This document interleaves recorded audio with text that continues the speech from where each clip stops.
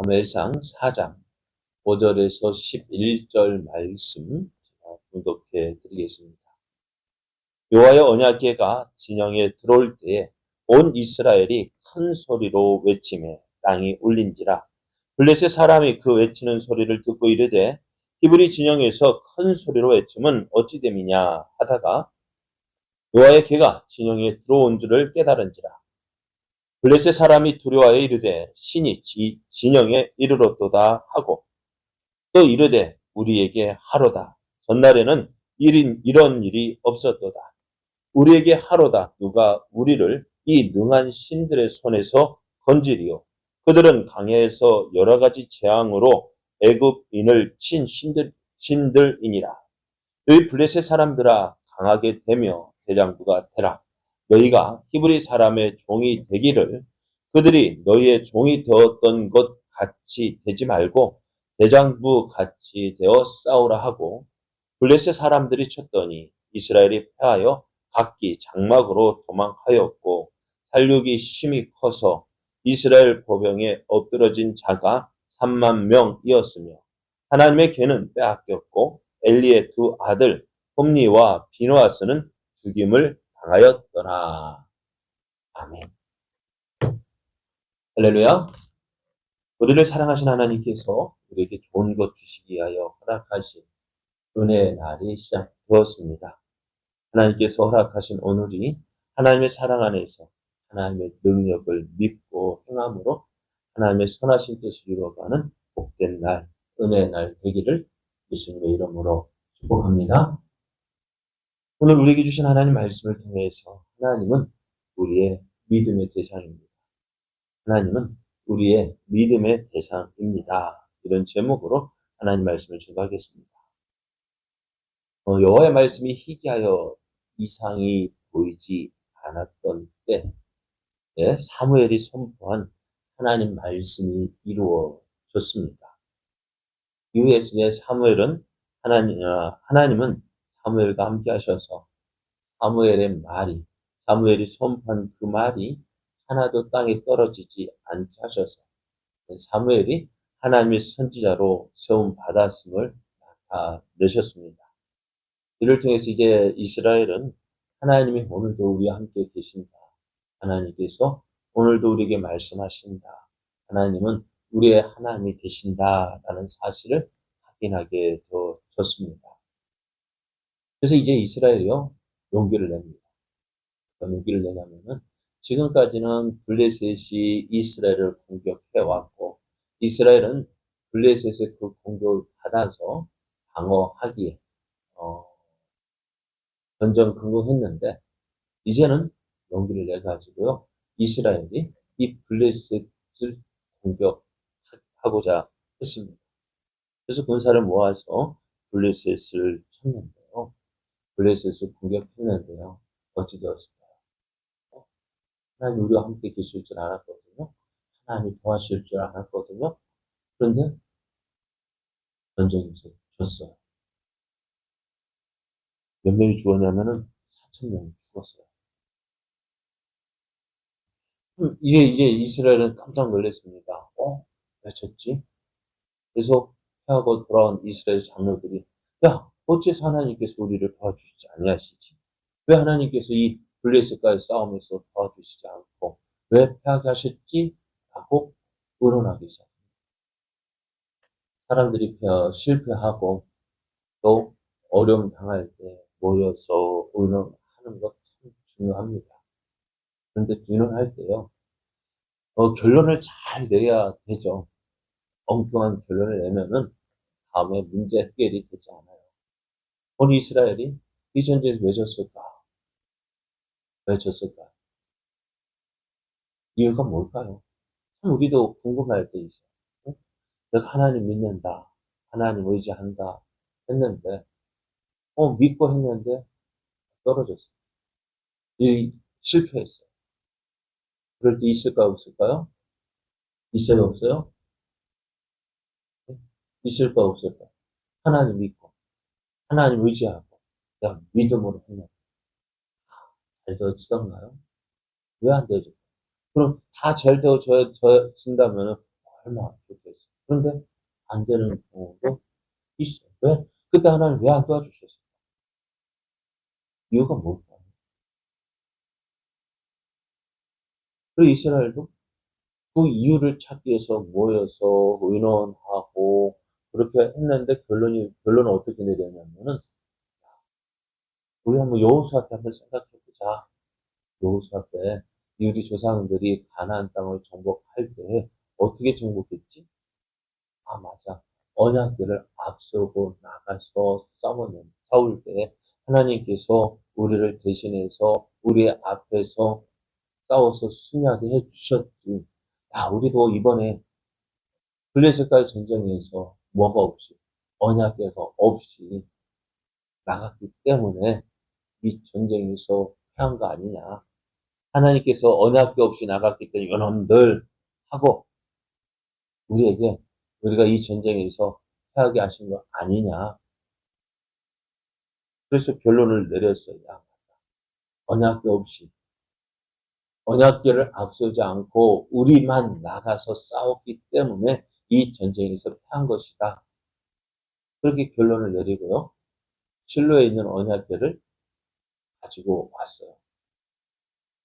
네, 언약궤만 있으면 우리가 이 전쟁에서 이길 수 있다 해서 언약궤를 가져왔는데요. 그 언약궤를 메고 온 제사장이 누구냐? 홈리와 비나스입니다. 이제 언약궤가 도착을 했어요. 전쟁에 패해서 4,000명이 죽임을 전사하고 난 뒤에 사기가 꺾인 이스라엘 백성이요. 이 언약궤가 그들의 진영에 들어오자, 야, 이제 언약궤가 들어가 함성을 질렀습니다. 이 언약궤가 있으면 이제 우리도 승리할 수 있을 것이다 생각하고요. 온 이스라엘이 함성을 질렀습니다. 야, 사기가 올라갔습니다. 그리고 이 소리에 이제 이스라엘 신에서 큰 함성 소리가 나자 블레셋 사람들은 또 깜짝 놀랐습니다. 이게 무슨 소리냐? 알아보니까 어떻다고요? 이스라엘 진영이 하나님의 그 언약궤가 왔다는 사실을 이야기를 들었습니다. 그런 이 이야기를 들은 블레셋 사람들이 깜짝 놀랐습니다. 8절을 보면 우리에게 하로다 누가 우리를 이 능한 신들의 손에서 건지리요. 그들은 광야에서 여러 가지 재앙으로 애굽인을 친 신들이니라 했습니다.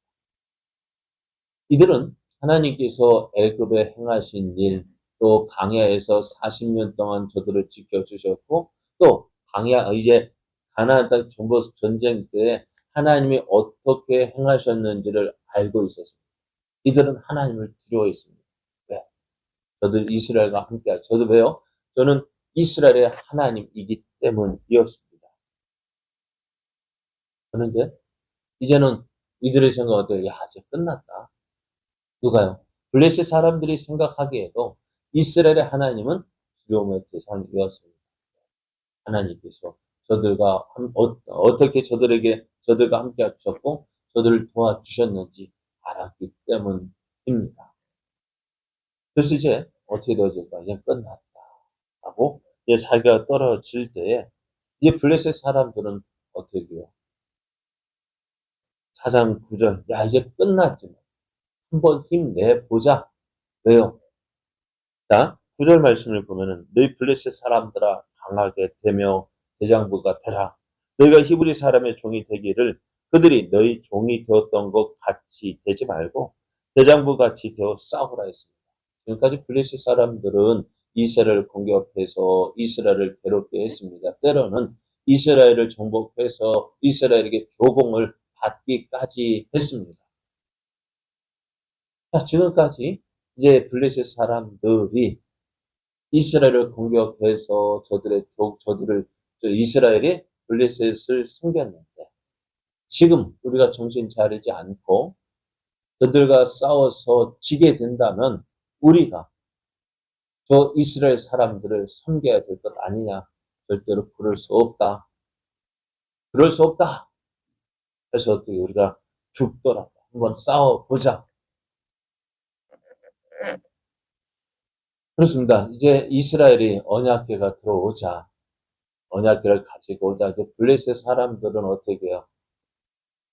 이제 죽었다 생각하면서도 그래도 죽어도 어떻게 해요? 싸워보자. 죽기를 각오하고 싸우면 누가 이길까요?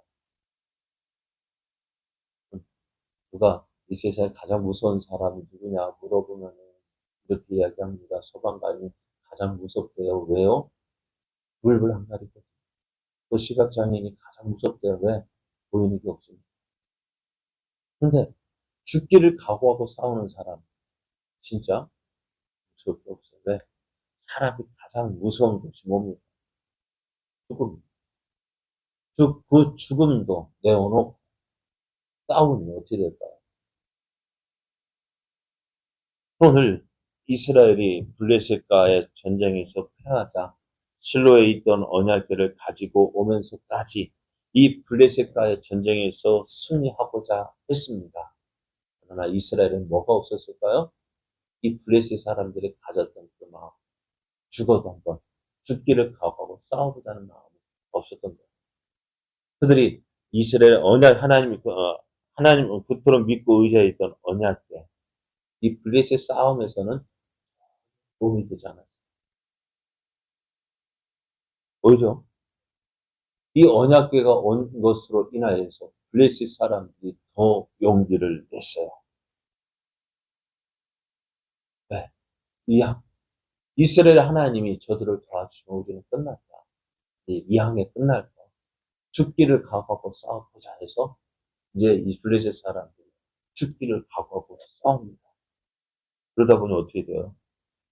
이 싸움에서 이스라엘은 지고 블레셋이 이기고 또 언약궤도 빼앗기고 그 언약궤와 함께했던 흠리와 비나스도 죽임을 당했습니다. 이스라엘이 블레셋과의 싸움에서 패했습니다. 그랬을까요? 왜 하나님은 이스라엘을 도와주지 않으셨어요? 왜 하나님은 언약궤를 모시고 실로에서 있는 언약궤를 가지고 오면서까지 승리하기를 원했던 그 이스라엘을 도와주지 않으셨어요? 왜 졌을까요? 왜 하나님은 잠잠히 계셨을까요? 무엇 때문에? 오늘 우리의 삶 속에서도 우리가 어려움을 당할 때, 하나님 필요할 때, 하나님 도와주세요.